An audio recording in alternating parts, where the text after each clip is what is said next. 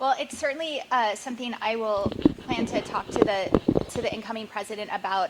We know how important these investments are to Arizona's economy, but coming from someone with an America First agenda, this should be right at the top of the list of things that investments that they want to continue. This is American manufacturing. It's critical for American jobs, critical for our national security. Follow up on that. Have you spoken with any members of our Republican delegation who may have a closer relationship with him to communicate those thoughts? We are putting together our sort of our agenda for the incoming administration, and we'll be having those conversations. Okay. So, good morning, Governor. Let's just say the Democratic Party had its ass handed to it about a week ago.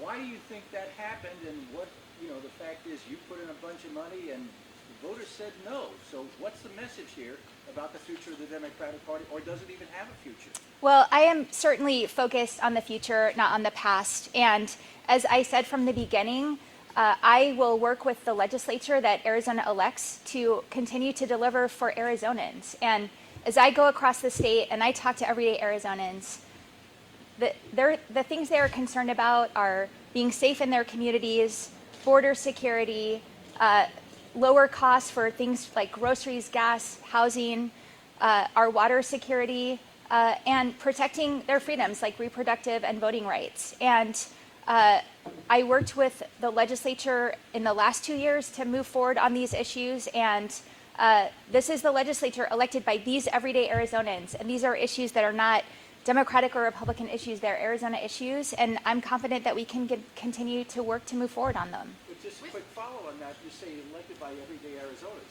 The message they seem to send is that they like the way that the Republicans will solve. Everyday Arizonans who also elected me, and they expect our leaders to work together to solve these challenges. Governor, we have Democratic governors and attorneys general in other states, and the attorney general in this state as well, talking about how they can fight or resist President Trump's agenda when he takes office. Talking blue state resistance is a governors safeguarding democracy, an organization they're kind of putting together. Have you spoken with any of these officials in other states? And is this something that you want to take part in trying to, is that important to you, trying to kind of push back on whatever agenda Donald Trump pushes as president? I don't think that's the most productive way to govern Arizona. As governor, I have and will continue to stand up against actions that hurt our communities, but I will work with anyone who is doing what's right for Arizona. We need the federal government's involvement. We just talked about the CHIPS Act, are on the Colorado River negotiations. These are important issues for Arizonans, and I intend to work with the Trump administration on them, and certainly won't hesitate to stand up when they're doing something that hurts our communities. Have you spoken with governors or attorneys general? No, I have not. As a follow-up to that, will Arizona and you take steps to prevent people from being deported here in Arizona? As I have from day one, I will work with anyone who wants to deliver real border security for our communities, and I've done that. I've talked with local law enforcement. I've delivered $100 million to help them keep their communities safe with enhanced technology, with fentanyl interdiction and trafficking interdiction. So we're doing that, and we'll continue to do that. We'll continue to make the case to the federal government of how they can support real border security in Arizona. And again, I will not hesitate to stand up to action that harms our communities. As a follow-up, though, specifically asking about folks who've been here, perhaps dreamers, other folks who've been here for decades, that's not related to border security. What will Arizona do? I'm not going to get into the nitty-gritty details of action that hasn't happened yet. I will work with the administration to deliver on real border security. I think these efforts will actually pull resources away from border security, and I will make sure that our communities are safe. Governor, there's a bunch of discussion right now involving oil and gas policy in California that could have major influence prices here in Arizona. What's your plan to tackle that to make sure Arizonans aren't paying higher prices? Yeah, so we're monitoring the situation, obviously, and as you know, tried to get the governor and the legislature in California to back off their actions that could directly lead to this. And so we'll continue to look at the situation and take action where needed. Have you had any direct conversations with Gavin Newsom? I have. And what have you expressed to those? I mean, the same thing that I've expressed publicly, that that these actions could directly increase gas prices. The Nevada governor's has the same concerns, so we're continuing to work together on this. Yeah, Governor, the voters passed the Secure the Border Act. They sent that to the ballot to hear your veto. Now, we're still waiting for that to clear its way through the courts before it's enacted. But if, let's say it's not enacted, would you sign those measures today? I already vetoed that bill, which is why it made it to the ballot in the first place. Again, Step with the voters? pardon? Are you allowed to step with the voters on that? Look, I understand voters' frustration because we've borne the brunt of the lack of action on border security from the federal government. I have said many times that this is not the right tool to address border security. It harms our communities. It will destroy jobs. It's not the right, and it detracts law enforcement away from other important issues in their communities that they should be addressing. And so it's not the right answer. And I will continue to work with the administration on getting real border security here.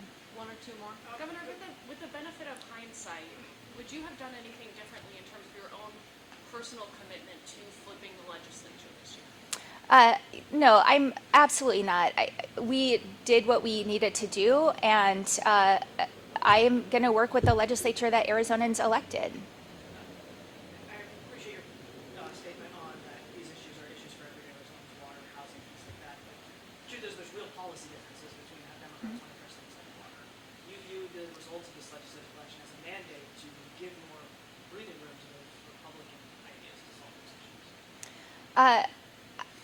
I think that we will continue to work together and find compromise in the ways that are best for Arizonans. Any others? Governor, we're 9 days past the election, still counting ballots in a lot of parts of the state. Some Republican lawmakers are already talking about renewing an idea that you vetoed last year on banning or at least severely restricting early ballot drop-offs on election day, which is obviously probably the main reason why we have these delays.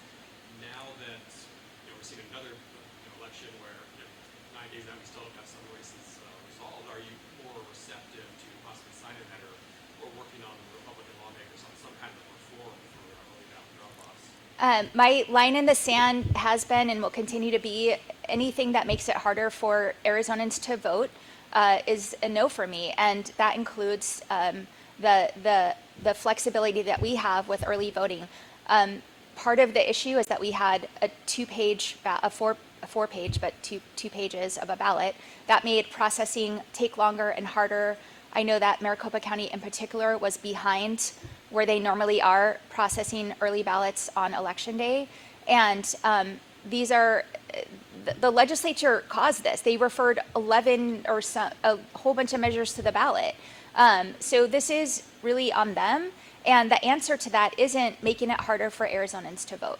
Well, wait a second. To that point, Governor, they referred 11 issues to the ballot because of the fact that you had vetoed many of them, and in fact, the voters said, a la Prop 314, The voters said you were wrong. the voters said most of them were bad ideas, and we knew that going in, and they rejected most of them pretty resoundingly.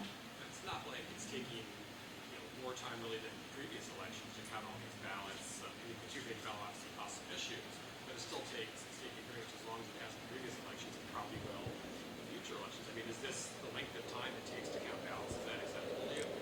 Look, the issue is not that it takes too long to count ballots. We need to be focused on making sure that we get the results right, not faster.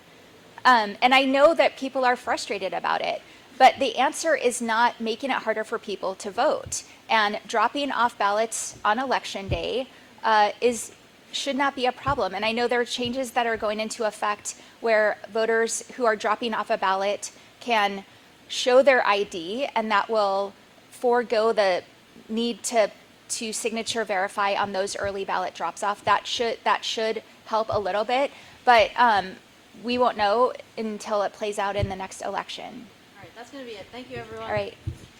Thanks. You're not going to operate the lathe, Governor? Come on, Nobody wants me to do that. Thank you so much.